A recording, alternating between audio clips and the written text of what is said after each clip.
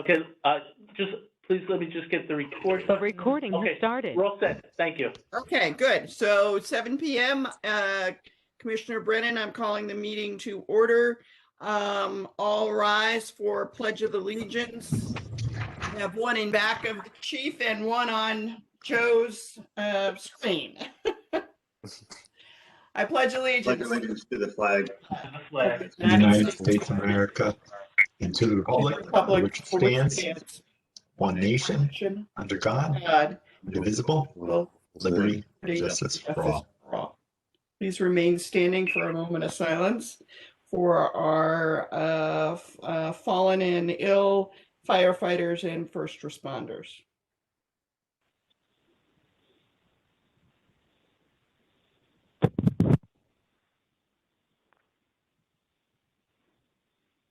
Thank you. You all have a copy of the minutes. Are there any additions or corrections? If not, then I could use a motion to approve. So moved. John, okay, and a second? Second. Alex? Great, all in favor? Aye. Aye, okay, good. Chairman's report, and Jude, if you're on, you can catch this simply by saying that I updated the commissioners on the Fairfield Community Theater and not bother with all of the details, please. So Okay. I happen to be, thank you, Jude. I happen to be on the board of visitors is what they call it for the Fairfield Community Theater, and I'm involved in the opening. And we are working on something that I think is going to be very exciting. It's first nights for first responders with a broad definition of first responders, not the legal definition. And it would be a give of ticket plus one for an event, one of 10. We're not going to do it as a single event. They can pick a movie, come get popcorn and a drink, and then afterwards they'll get 4 tickets to use anytime in upcoming future. And it's sworn police, fire, civilians associated with that, dispatch, AMR, and health department and their squad of medical reserve. They're actually administering shots. There's about 30 people in that, and the CERT team. I think that's everybody in the list.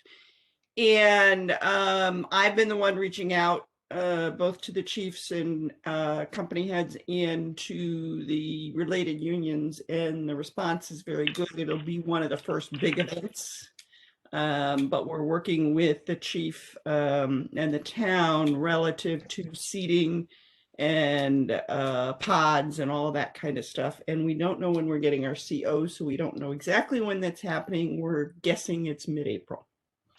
So that's my only update. If anybody has any questions, I'll certainly take questions. Okay, Chief, And you're let up. me just, if I may, Commissioner, let me just comment on that. One, I think it's wonderful that the board of directors of the theater and Sacred Heart would consider opening up their first nights for first responders. There's a lot of people in it, and the challenge is when you consider the contributions that have been made to COVID and the response and recovery, how many people and how many organizations have been part of that. It's a risky proposition in the fear that you would leave somebody out. But we did have the opportunity to tour the facility with the chairwoman, as well as Bill Harris, the executive director of the theater for Sacred Heart University, who I have known from a previous association.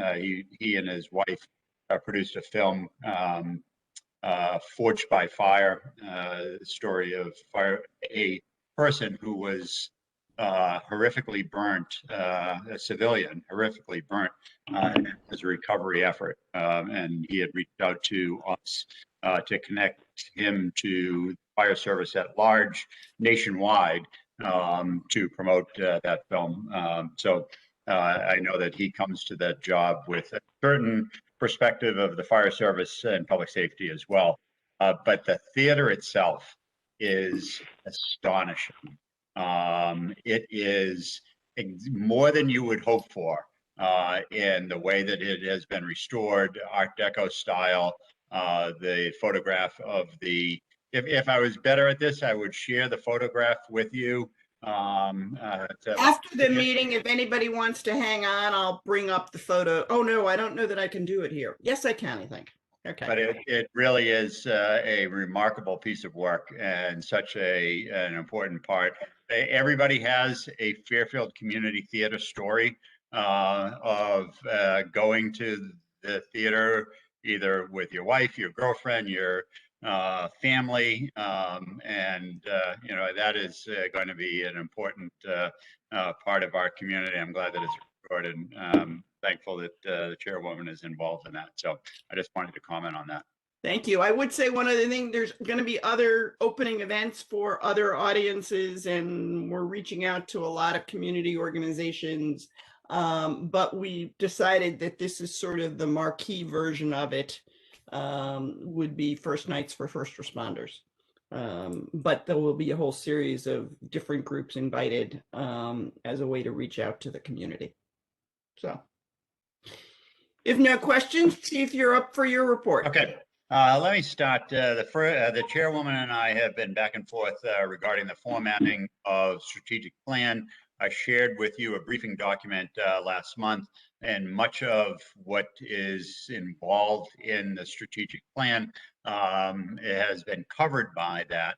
But I really want to make sure that that we create a model for a strategic plan and reporting it in a format that sets a model for the next one and the one after that, and that we replicate this as opposed to sending you a product that it leaves too many gaps or is inappropriately formatted in tone and text. I talked to Dorothea today about and sent a draft of a summary, really concise picture of what the plan is, and with a backup document that would then be the deep dive into some of the issues. So I'm still working on that. And I apologize for not having that in final form, but I do want to get it right, because I think that although we have produced quite a few documents that almost make the creation of a strategic plan unnecessary, except there's not one go-to location for all of the information that is included in multiple and disparate plans. So I'm working on that. And I'll just review the main topics that are included in that, and our goals for the near and long term that is included in the strategic plan, all of which you're familiar with. First and foremost, the Fire Marshal's Office staffing. We've talked about that at length, and I appreciate the support. It's included in the Select Woman's budget without comment, and without pro or con, which is always a good thing. The deputy and I have learned, let it go. You don't need to draw attention to something that they're fine with. So we hope that that continues to be how it is treated through the rest of the process. I think we've been building the momentum with the commission over a series of years to get to this point. So it's hopefully a no-brainer for approval. So we continue to work on that. But also included is our intent, last year to apply for 2 positions. So we have 1 position. It doesn't start until January of 2022 in the Select Woman's budget, and then we will have to make a decision together with you about what happens in fiscal year 23-24 as far as funding goes. So that is number 1. The facility renovations. Again, going back to my first interview when I applied for the job, one of the issues that was paramount in our, or certainly a key issue that was raised by the commission in 2015 and continues to be a priority is updating our facility for the long-term investments and resolving some of the outstanding shortfalls in our facilities. So we have a 6-year plan at $250,000 a year with a bump year the year after next for Station 4 and apparatus maintenance, and we continue to work on those issues and almost daily. We met today with Southport volunteers who are owners of the facility to work through some of those issues regarding ownership and lease and long-term investments. That is an important step. This current year, we're working on bathrooms. We're waiting for hazmat asbestos remediation that we are very close to getting a final contract approved by purchasing, so that can be done, and then we can move on to construction. And next year is overhead doors and station exhaust systems. We spend quite a bit of time, the deputy and I, and Assistant Chief Sherwood, looking at different approaches, technology, whether it's a triple capture, which we currently have the hoses that are hanging down from the ceiling that are connected to the exhaust, versus a filtration system, which is not 100% capture and creates the potential that there could be some contamination in the building that then would have to be filtered. It's less than perfect, although accepted by the OSHA and NFPA, but there's a long-term maintenance cost. So we're looking at all those issues, and I think it will end up with the total capture system, which would be repairing and updating what we currently have. So those projects continue to move forward. Third goal, which we break out separately, is the major capital project a year after next for Station 4 and apparatus maintenance. And we'll continue to bring you up to speed on progress because it takes a lot of work. We need to be prepared with good estimates for September when we prepare the non-reoccurring budget and waterfall for approval a year from today, or in February of 22. So we'll continue to work on that and include you, and in particular, Commissioner Cinto, who has been assigned or voluntold, I guess, to be the liaison to the Department for Construction. As we get to some milestones and have information to share, we will update the commissioner on that. Couldn't be happier, Chief. Thank you. Thank you, Rob. We've talked about the dive team, an important consideration. We've worked on this for several years, and budgetarily as well as training. Assistant Chief Case and Lieutenant Greenhaw have been working on it. We are operational as of this swim season, this summer season. There are a couple of important steps that we need to take regarding certifications that are part of some training this spring, and then developing good standard operating procedures for the department in integration with other response efforts. So that is an important step and more of a short-term goal, but a long-term impact. And you're all familiar with the Regional Emergency Communication Center. Obviously, a very big investment by the town of Fairfield, $4 million shared 50/50 for construction with the town of Westport, and a budget that will, over time, provide better service at no more than what we're paying now, and in the out years with additional partners will be significantly less than what we're currently paying for the operation of the Emergency Communication Center. I'm really excited about that project because it really is one of the areas that I think that have long-term impacts about how we deliver service. And we talk about, the buzzwords about, reorganization and redesigning local government to better service the needs. I think this is one of those projects that, if done well, will lead to other projects that will have similar kind of benefits. And lastly, on our major strategic initiatives is the public safety radio system project. We were funded by the federal government for an urban area security initiative, UASI is the acronym, project through the region a dozen years ago. And we built on the state police backbone a 700 megahertz radio system that we use for regional communications and interoperability.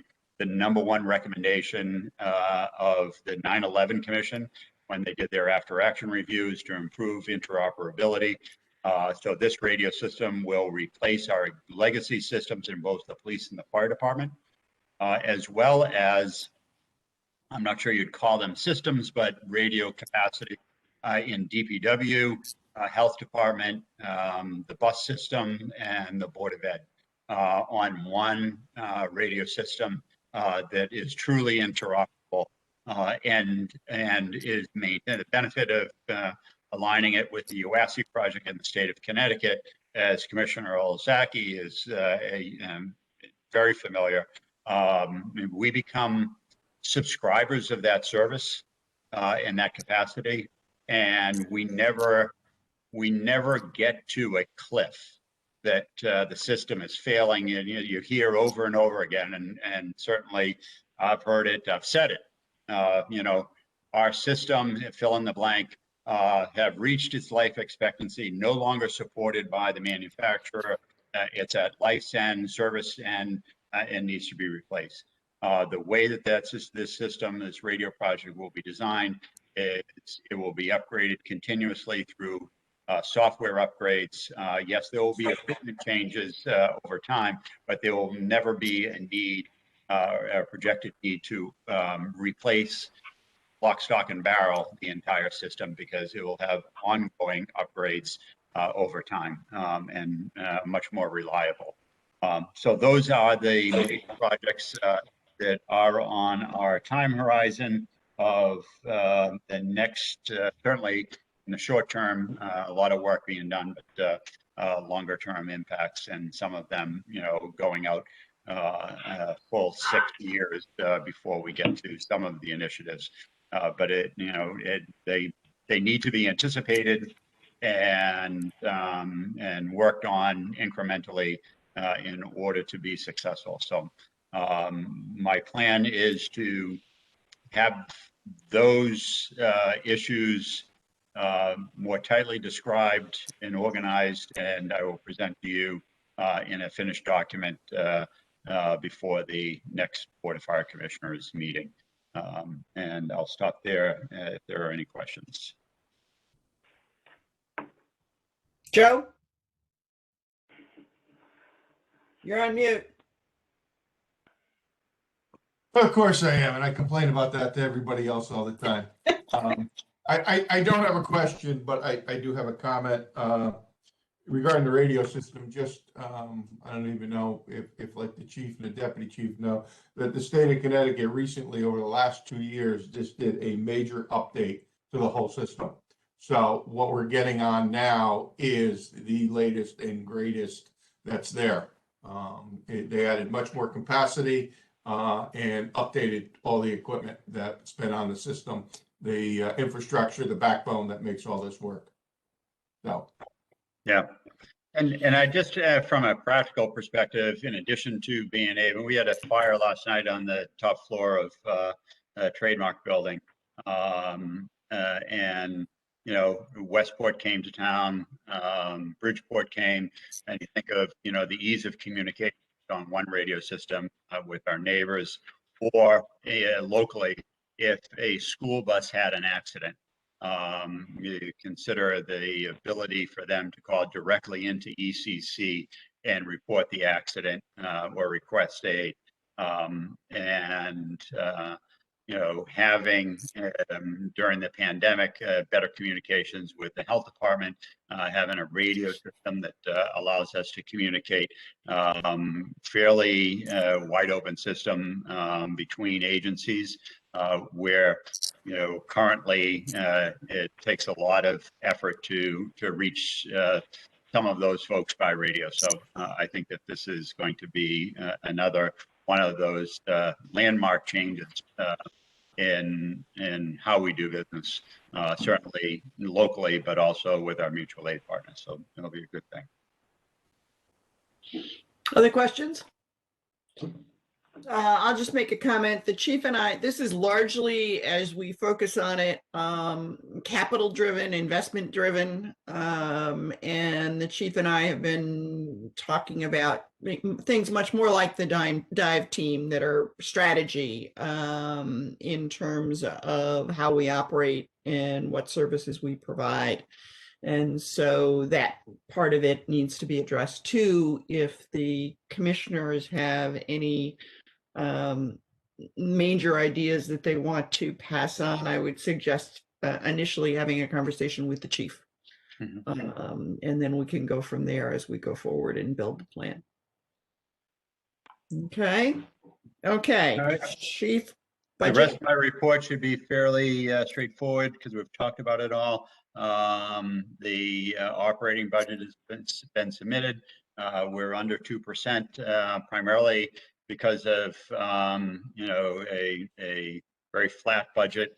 I commend the deputy chief for his work in developing the budget. It's a lot of work that really starts in September and is now getting to the approval process.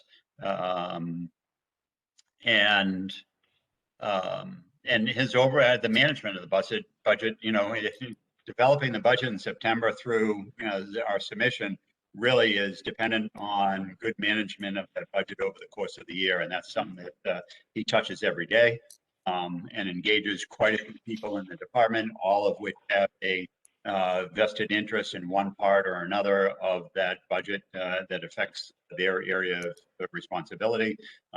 So budget management is a key ingredient of budget development. So kudos to Deputy Chief Dunn for that. What this budget does not include is a salary increase for the members of the department because their contract expires on June 30th. It's in negotiations. They have petitioned for negotiation, which is a formal process in advance. No more than 6 months prior to the expiration of the budget, you appeal. They appeal to the town to begin negotiations, and we're right at the verge of completing or starting that process. I would hope that it would be completed in a timely manner. It will be started very soon. And the capital budget referred to, we have $250,000 that is in the waterfall. And in addition to the other projects that primarily responsibility of the police department to submit for the ECC, although we are part of the control panel and actively engaged in that. So that budget process is going forward. It has gone through the Board of Selectmen, and then we'll go to the Board of Finance and then the RTM. Fire Marshal's office staffing, they have covered, and we continue to do that, and we'll continue to keep the board updated. COVID-19, we are in a good place. We are internally in the department evaluating our posture regarding restrictions and protocols, expanding or returning to some pre-pandemic response protocols, particularly for EMS calls, but continuing to take all the necessary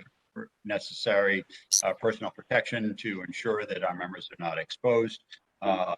We do have 80% or so of the department have been vaccinated, and will encourage the remaining few, some who said that they do not want it, others were waiting to evaluate, others had medical conditions or other circumstances that caused them to be more cautious in their to getting the vaccine, but we encourage everybody to get that.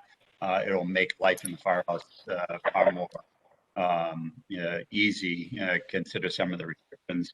I'm meeting with the first select woman on Monday to the process to reopen some of the things that have closed, the way the town hall operates, town employees, town meetings, whether we can go back to in-person meetings with appropriate protocols and invite the public in to participate virtually, but at least allow boards and commissions to meet in person. We'll discuss that.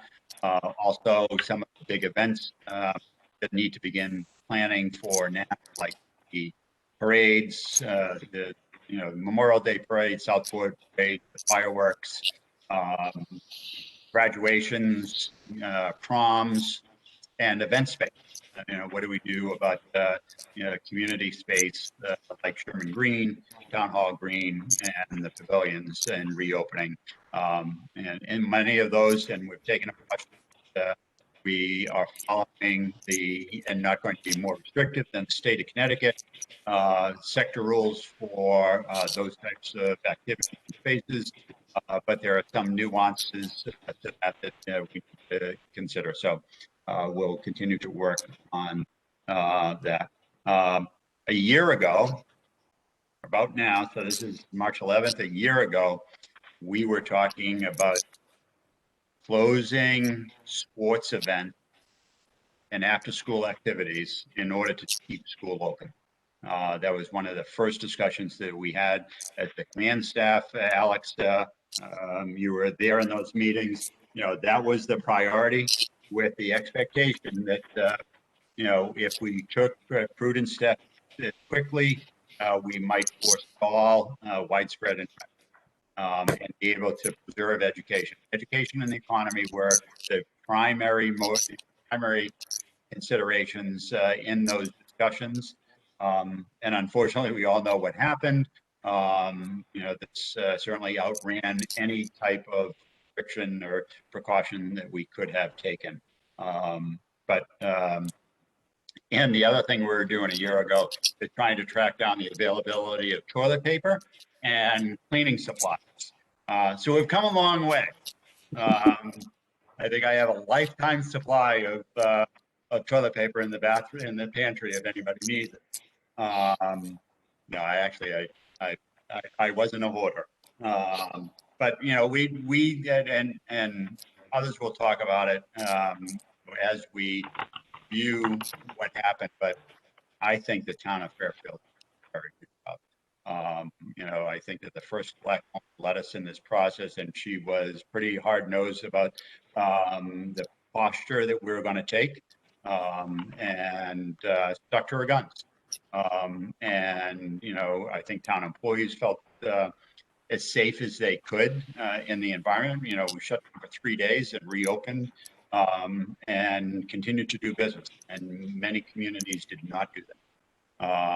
And I think that we supported our local businesses and tried to streamline with First Community to provide the opportunity to expand outside dining.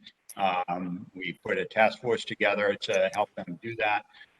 So there are lots of parts and pieces to this that are reflective of the whole community, the whole response community, certainly the whole leadership team from every department pulling together to find solutions together. And sometimes those solutions come from departments that may not be responsible for an item and have a different perspective because they're not too closely related to an issue. So and we delegated work, and I think that that's the other part of the success is that we brought in a lot of people and gave them specific responsibilities and allowed them the flexibility to dive deep into those issues, explore them, come to solutions recommended, and get them approved. And they can, we're smarter together than any one of us by ourselves. And I think that that delegation of some of those responsibilities was really important to the long-term success and preventing burnout, preventing too much work concentrated on too few individuals, not doing any of it well. So with that, I am I'm happy with, how his progressive was perfect. But certainly, I think they had a fair degree of success. And certainly compared to some of our neighboring communities and how we approached it. And lastly, I don't see any donations in the packet. So that concludes my report. Okay, thank you. Commissioners, anybody have any follow-up questions? Deputy Chief, you're up. Okay. So in regard to operations, we had a somewhat busy month, which is always great because everybody likes to ply their trade and everybody likes to put, all their theoretical things into play. So shortly after our last, hey, Alex's daughter, after our last meeting, a couple days later, we had a residential fire around the corner, and some other units were training. So Engine 4 got there first. They were located out of headquarters that day, and there was a fully involved garage fire. It was actually spotted by the helicopter Eagle 1 first, which was kind of distinctive too. But our people got on there extremely quickly and kept fire out of the structure, which was the siding was starting to degrade. So that was a quick action and a great job done by all. On the 6th, we had a fire at Burroughs Road. It started in the basement. Fireplace took over the enclosure in the basement, but then also spread through the enclosure on the first floor. It's a ranch type house that also went into the attic and spread there. So it was very aggressive action. I inspected each floor afterward, and I had to give kudos to all the crews who were very proud of the fact that they did a great job, very quick job in stopping that from coming out into the dwelling itself, and just kept it within the enclosure, which great firefighting. Excellent work. We had last night, as the chief mentioned, fire on the roof of a high-rise, one of our new buildings, and very quick response kept the fire from spreading horizontally in the underside of the roof area, which would have been a lot of damage and would have kept people out a little longer than it will right now. The only damage done to some of the apartments were some water damage below, so that at least can be worked and quickly fixed. So we've been very busy with promotional exams, as you know. Yes, Commissioner. DC, we're going to stop. Yes, Commissioner Brandley had a question. I'm just a little yes, I'm confused. sorry. The patch about the fire last night near the trademark, the patch said it was the new building. Was it the old building or the new building? It was the new building, the one right across from the train station, yes. Is so these people- that already occupied? It's about 50% occupied at this time.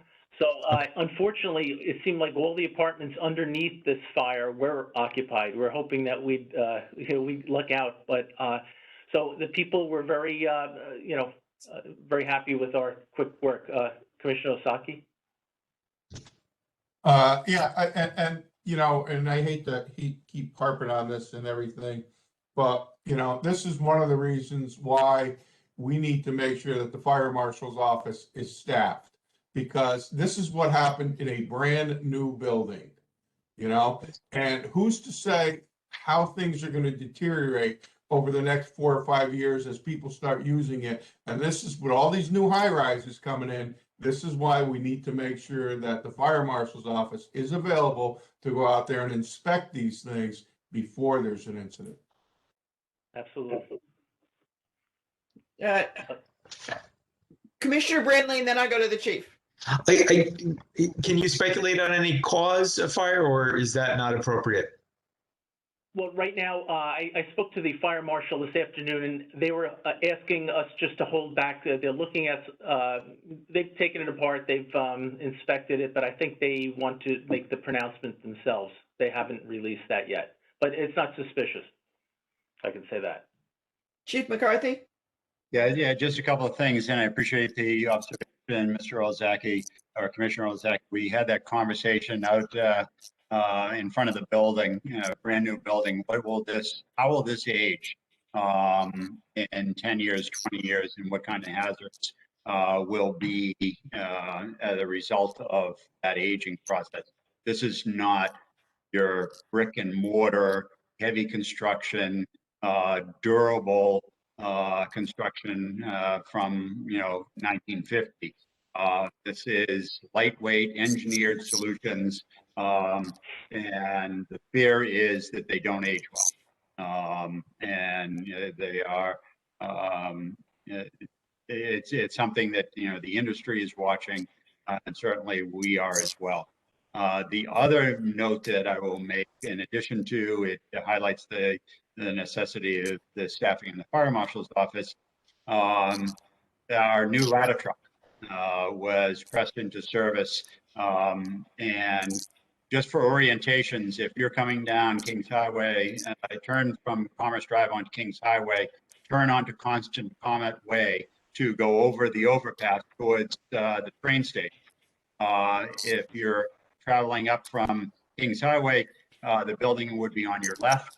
It is the rearmost corner, the highest point from grade, a full 6 stories above grade, and the ladder truck would service and reach the top. So when we think of, when we were talking about the ladder truck, the tower ladder, we wanted something that had that functionality, that had that reach, but we knew the town of Fairfield is building taller buildings to capitalize on or to be as aggressive regarding the grand list and get the best value out of property. And I think we'll see more of that, particularly in areas like Commerce Drive, where the property values are so high that zoning will allow these larger buildings on those sites. And we are positioning the fire department for anticipation of some of those changes. We're not building 3-story buildings on the Post Road anymore. We're building, at the universities, very large tall buildings, and some of these corridors for development that require us to maintain the capacity of large traditional and modern but traditional style design capacity in our apparatus and certainly our staff. Thank you, Chief. Yep. My one observation is that maybe in the aftermath, as there's continuing press on this, you could do a focus some of the commentary on it to point out the fire ladder. We need the public to start to understand that our equipment changes based on the nature of the town changes. And so this is a good opportunity to sort of plug that in the process. Yep. Thank you for that. Sorry to take up your time there, Deborah. Yeah. Okay. Back to Deputy Chief Dunn. So the final thing, actually 2 more things. Promotional oral panels took place this week, as you know, but we were very pleased. We had a lieutenant's oral panel of 3 fire officers from the metropolitan area and 3 separate officers from on the assistant chief's panel. They worked well together. The testing company was very pleased with them, and we're very happy with the work they did and the final product, which you'll see in the list. Today, in emergency management, the chief and I participated in Demis's annual meeting, and we were re-sworn in as emergency management director and deputy emergency management director. Asbestos testing, I don't know if the chief mentioned that it's ongoing. We're I think we're having, as we speak, it's getting approved so that we can get it tested, by purchasing, so that we can get it, the materials tested in our bathrooms, and then if asbestos is found, remediated, doing this by the numbers, and we can start with our bathroom project full tilt. And that's the final part of my. Okay. Any other questions, commissioners? Then Southport Volunteer Fire Department, do we have any report? No, they're not on. Stratfield, They're not on. Local 1426, They're not on. CERT.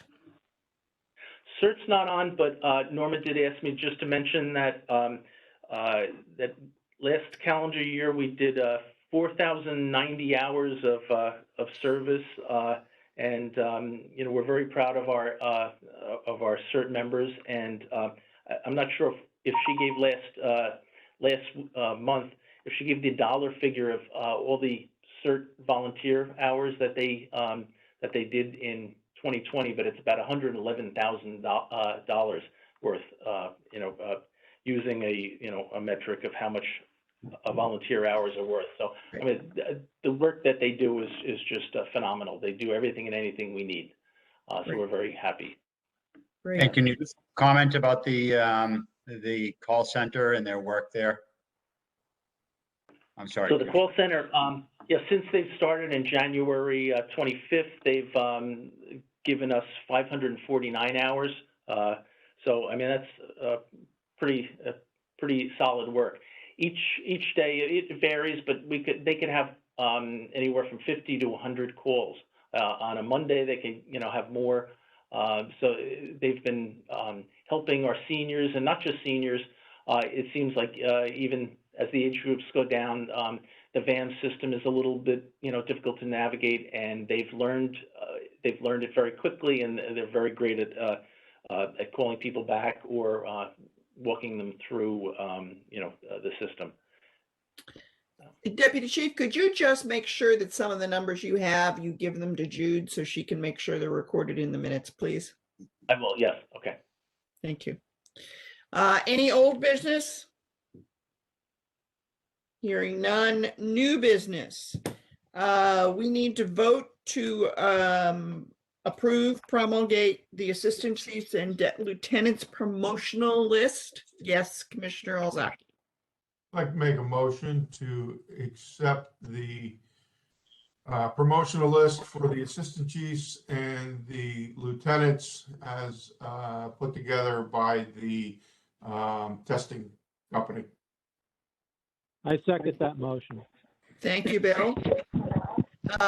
Any discussion? I think you've already been briefed periodically on the testing as it went through. It seems to have gone pretty smoothly. So with that, all in favor? Aye. Aye. Aye. Okay. And any opposed? Okay. Do we have anything else that anybody needs to bring up? Commissioner Alzaki. Yeah, I just got a couple of things. I think the deputy sent out the notice about Verizon, and the system was down. They have since sent out another notice saying that the service has been restored throughout Connecticut. So I know that's, you know, we look at it and think, well, that doesn't really apply to us. Yes, it does, because people couldn't make 911 calls off their service. Right. So that has been restored. I got that while we were on the meeting here. And the other thing that I just want to bring up, at the beginning of every meeting, you know, we have a moment of silence for the firefighters, first responders that we lost. I get the notifications from the U.S. Fire Administration that in the past 2 days, three firefighters that's listed. To 33 year to date, with the majority of them being COVID related. So I you know, that goes out, you know, to our department and the people working here that, you know, fortunately, we don't have any deaths, and, you know, we really didn't even have any exposures, you know, knock on wood, let's keep it that way, that took our people out of commission for a long period of time. You know, I know we've had, you know, people have to isolate and stuff like that, but that does say a lot for the way that the town has handled the emergency responders. So I just wanted to bring that to everybody's attention that, you know, beginning of the meeting, you know, we have it, but this is actually what's going on. So that's all I have. Thank you. Thank you for that. Commissioners, anything else? Yes, Commissioner. Yes. Yeah, just really quick. So I know Chief McCarthy, I know, I spoke to Brenda a little earlier today, so I know she had mentioned it to you or vice versa. So I know for hiring practices, everybody has to go through a nationally certified test, a candidate physical assessment test for the CPAT in order to be able to be qualified to go to the academy once we hire folks. So I know that can sort of be a discriminator for people if they're not in shape. They obviously need to be able to do their to pull their weight and do the job, so to speak. So anyway, so I'd spoken to Chief Bisson and the State Fire Academy folks that are running the testing service.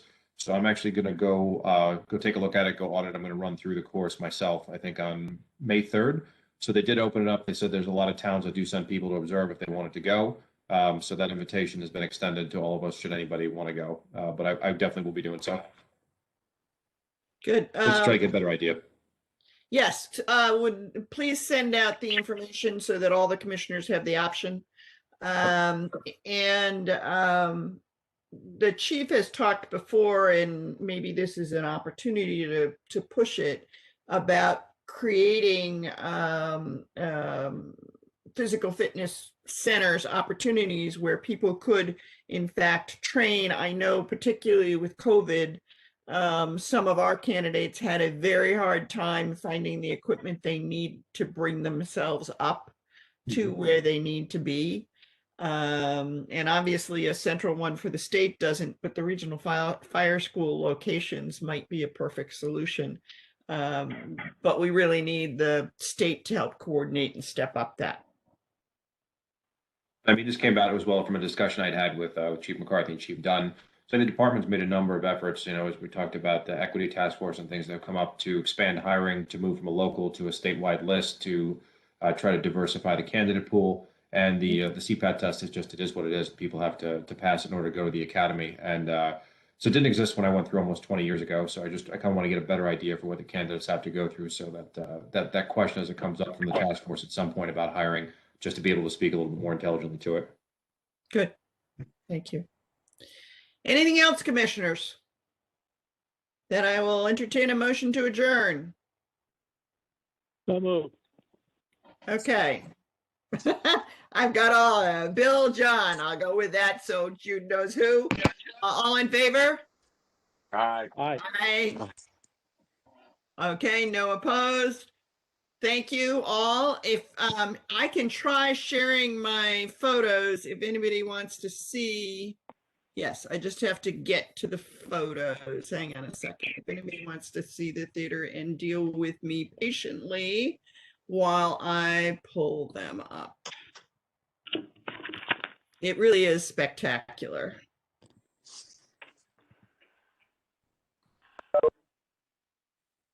Oh, wait a minute. Oh, yeah, here they are. Okay. So now let me go back to. Is there still a balcony? Pardon? Is there still a balcony? Yes, there is still a balcony. Actually, it's bigger and better.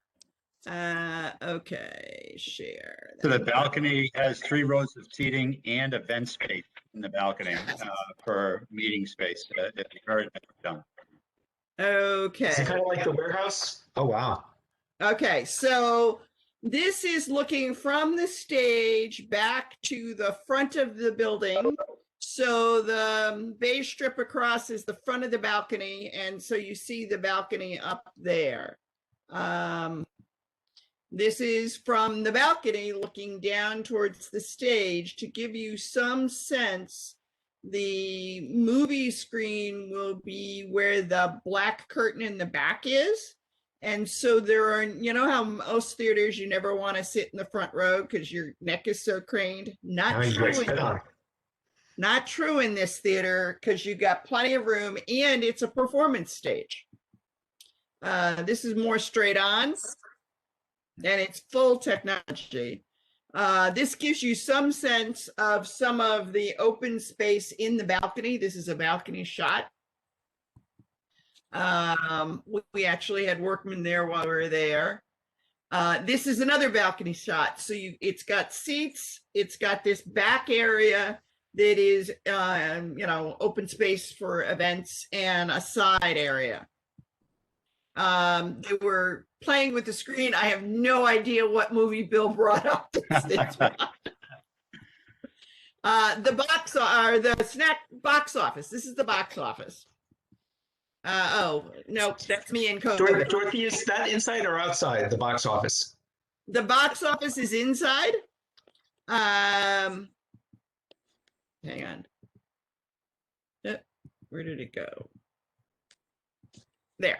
The box office is inside, right inside the doors, the way it sort of used to be, is my memory. I thought it was outside. Then go, no, then you go, it may have at one point had a glass window where it could be outside, but I think the old box office was like this. You go through the doors on either side and get into a lobby area that includes the snack bar. I don't have a picture here, but I do have a picture of the new popcorn machine. Those of us that are old enough remember how awful the bathrooms were. So I actually checked out the bathrooms, and I think the individual stalls are as big as the entire old bathroom practically. So it's much different, much different. The other thing that I don't have photos here is this has sort of a green room off to the side. And when you're on the Post Road and headed towards Southport, you have the Old Post Tavern, and then you have two new looking glass bay fronts. They're not actually storefronts, but bay, because there's no door there. And then the alleyway that is behind the building. Those two glass fronts are combination. They will be offices in the daytime, but they will also be dressing rooms for performers. And there is a side entrance there. The other thing that's happened is the movie theater is connected, has doorways into the Old Post Tavern on both the first floor and the second floor. And as part of this renovation, they put in an elevator that is accessible to both facilities, so that now there is an elevator to the second floor open dining room space at the Old Post Tavern. And you can walk directly from that to the balcony space. So this offers a lot of sort of community event kinds of opportunities in how it's designed. Dorothy, if you do an event there, is the catering from Old Post Tavern? Not required. Your choice. Deputy, you were in, the chief's no longer on, but I can see but you were there too. Any other comments? Because you got to walk through it, and you didn't grow up with it. No, I didn't grow up. I just thought it was beautiful. Here, can I show you? There you go. Can you go to that? Okay. Chief is out. Yeah. Oh, there. Okay, that's the snack bar. Thank you. This. You know, it's the Art Deco look, and it's so beautiful. The snack bar. It's very nice. Yeah.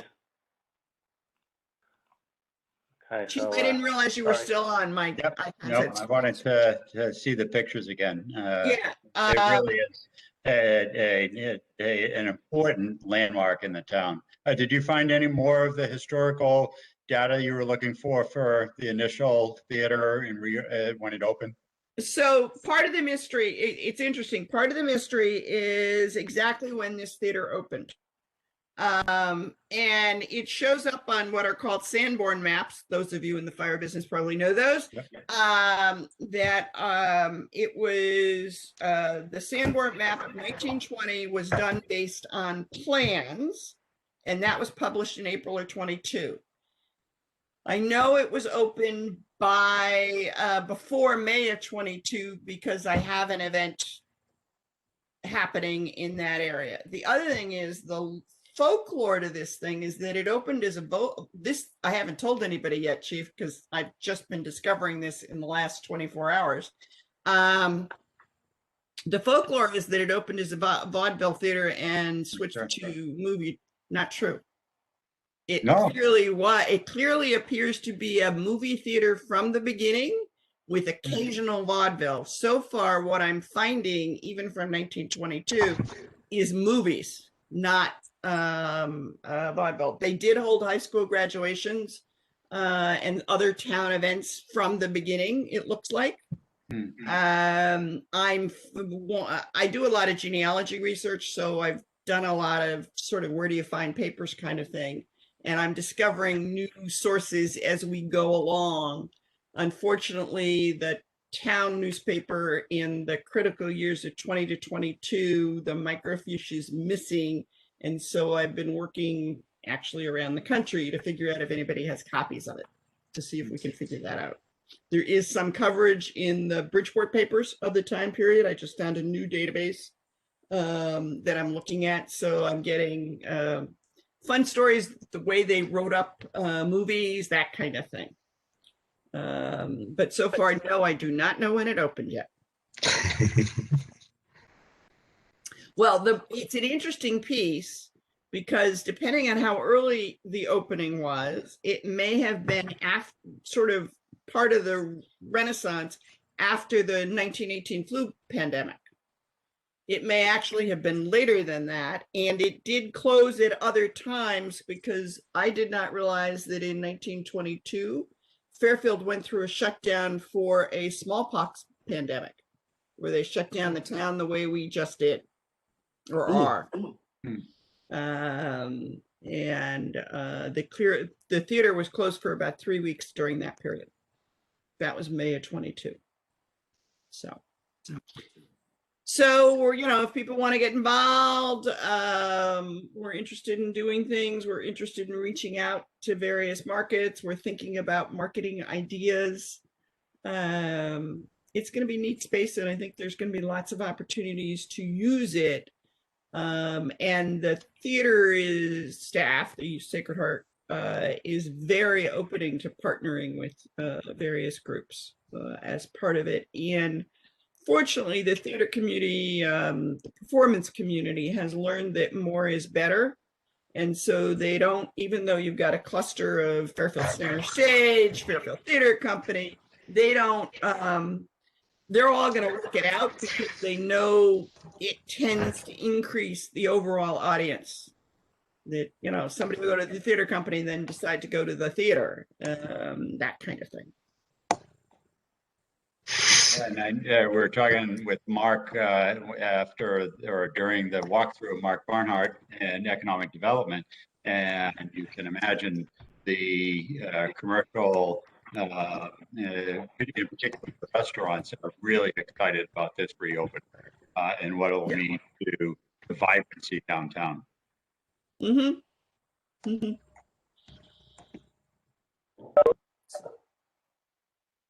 Goodbye. All right. Thank you, Commissioner. Thank you. Good to see everybody. Thank you. And we'll be glad to join you, Alex, when you go up, because somebody has to take a picture of that. I was going to say, you're going to sit there and throw popcorn, Chief.